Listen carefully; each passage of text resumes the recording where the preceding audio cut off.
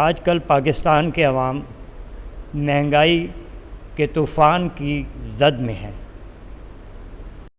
اور ڈیزل، بجلی، گیس کی قیمتوں میں ہوش ربا اضافہ ہو گیا ہے۔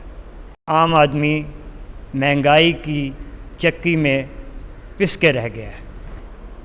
اس موقع پہ لیاقت باغ میں لیفٹ ڈیموکریٹک فرنٹ کے زیر اہتمام ایک احتجاجی مظاہرہ منعقد کیا گیا، جس کی قیادت ان کے کنوینئر اور عوامی ورکرز پارٹی کے صدر اختر حسین ایڈوکیٹ نے کی۔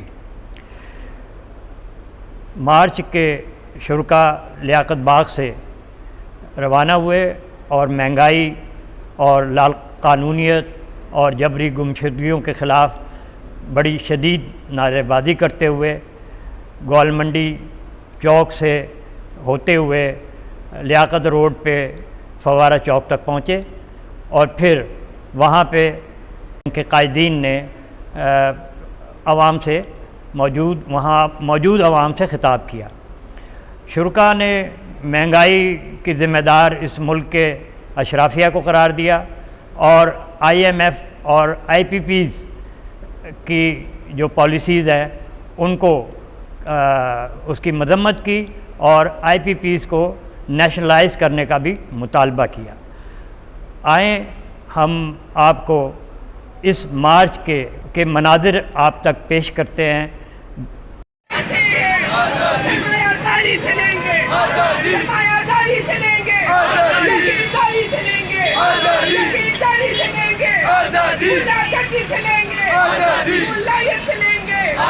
ہم لے کے رہیں گے، تمہیں دینی پڑے گی، جو تم نہ دو گے ہم چھین کے لیں گے، ہم چھین کے لیں گے۔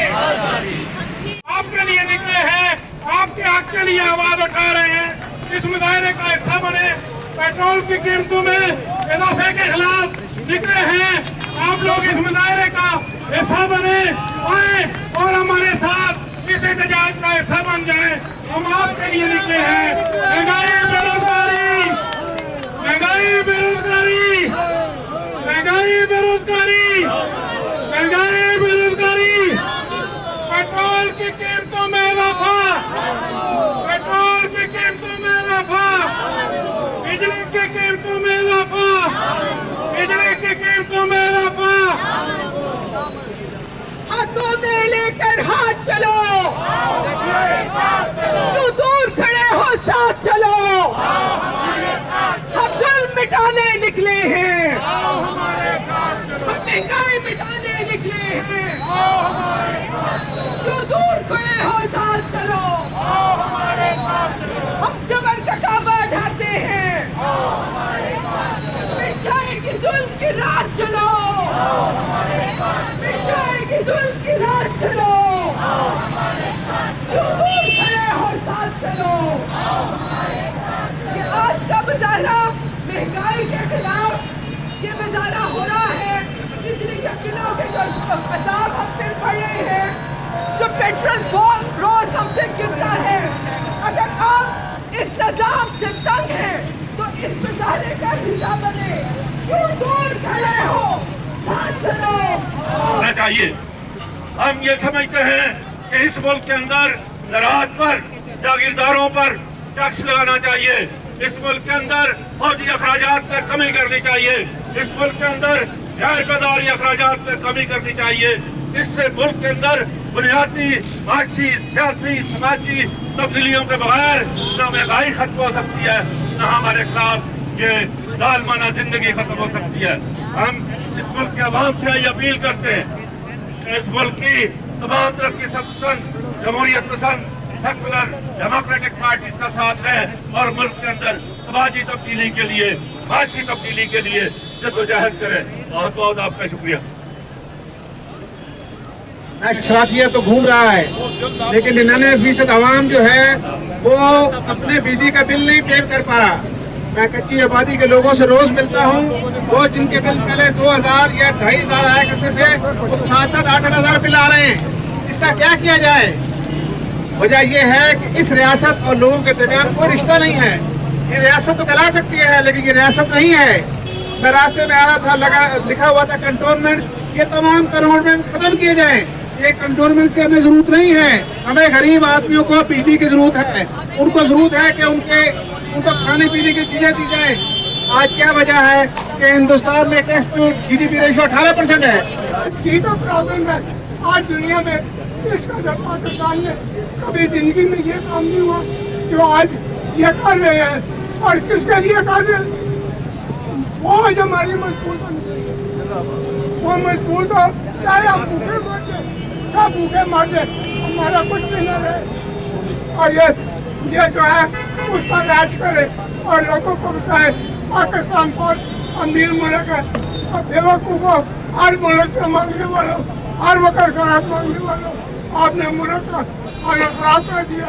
اور ملک کے اندر وہ بات ہی نہیں چھوڑی کہ یہ پاکستان ہے, یہ مسلمانوں کا ملک ہے. آج اس نے یہ فرق پڑ گیا.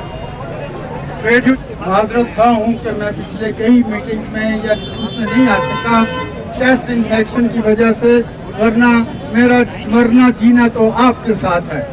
تو اس لیے میں گزارش کروں گا کہ میں سب سے پہلے آپ نے یہ جو ریلی منعقد کی ہے اس کی مبارکباد پیش کرتا ہوں.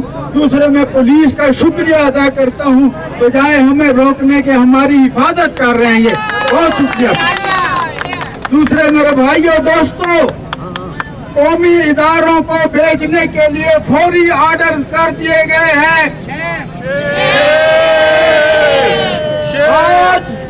آج ہمارے مورخین یہ سوچنے پر مجبور ہو گئے ہیں کہ وابڈا کو بچا لو یا پاکستان کو بچا لو. یہ کتنی خوفناک صورتحال پیدا ہو چکی ہے. کبھی ہم کہتے تھے کہ غریب کا چولہا بجھ گیا ہے. میں کہتا ہوں کہ غریب کا مرنا بھی حرام ہو گیا ہے, جینا بھی حرام ہو گیا ہے. PIA کی بات کروں گا, اتنے ورکر نہیں ہیں, ان سے ڈبل 2 گنا زیادہ آفیسر ہیں. 150 سے زیادہ پروفیشنل پے اسکیل پر کام کر رہے ہیں. اگر انہوں نے یہی کام کرنا ہے تو وہ کس قسم کے پروفیشنل ہیں کہ وہ قومی ادارے کو نہیں چلا سکتے؟ تو دفع ہو جاؤ. اس ملک پر, اس اداروں پر بوجھ مت بنو. اور سب سے بڑا مافیا 1.5 لاکھ, سن لو, 1.5 لاکھ ٹکٹ ہر سال فری اشرافیہ کو دیے جاتے ہیں. یہ اس ملک کے ساتھ کتنا بڑا دھوکہ ہے. ہم نے اس احتجاج کو برقرار رکھنا ہے. ہمارے ملک میں زائد پیداوار ہے, کمی کسی چیز کی نہیں ہے.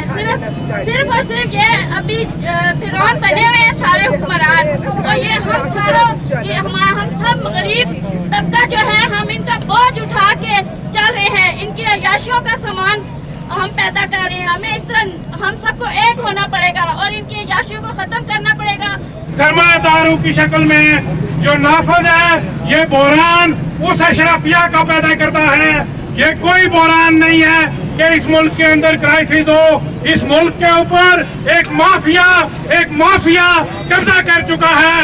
وہ مافیا بحران پیدا کر کے ایک ہی رات میں چینی کی قیمت میں 100 روپے سے 150 روپے کر کے اربوں روپیہ کماتا ہے. یہ مافیا گیس کی قیمتوں میں اضافہ کر کے اربوں روپیہ کماتا ہے. یہ وہ لوگ ہیں جو اس ملک کے عوام کے دشمن ہیں. ہم یہ سمجھتے ہیں کہ یہ کرائسس اس لیے ہے کہ اس ملک کے عوام متحد نہیں ہے. اگر اس ملک کے عوام کو یہ پتہ چل جائے کہ یہ جو جاگیردار ہیں, یہ جو سرمایہ دار ہیں, ان سب کا ایک اکھٹ ہے اور یہ ان کی حکمرانی کی وجہ سے آج ہم اس حالت کا شکار ہیں. یہ کیا بات ہے کہ اس ملک کے اندر یہاں کا بیٹھا ہوا حکمران کہتا ہے کہ میں بجلی کی قیمتوں میں اضافے کو واپس لینے کے لیے IMF سے اجازت دوں گا. ہم کہتے ہیں کہ شرم آنی چاہیے, ان کو شرم آنی چاہیے کہ یہ اس بات کے حکمران ہیں جو اس ملک کے اوپر بیٹھے ہوئے ہیں اور بیٹھ کے یہ بات کہتے ہیں کہ ہم نے IMF سے اجازت دے کے تو یہاں بجلی کی قیمتوں میں اس لیے बिजली की कीमतों में इजाफा वापस देना है। हैरान हो गए कि ये क्या हो गया है। हम खुद जो लोग ये सियासत करते हैं वो भी सोचते थे कि शायद इससे ज्यादा तो नहीं बढ़ेगा, लेकिन हर बार हम गलत साबित होते हैं।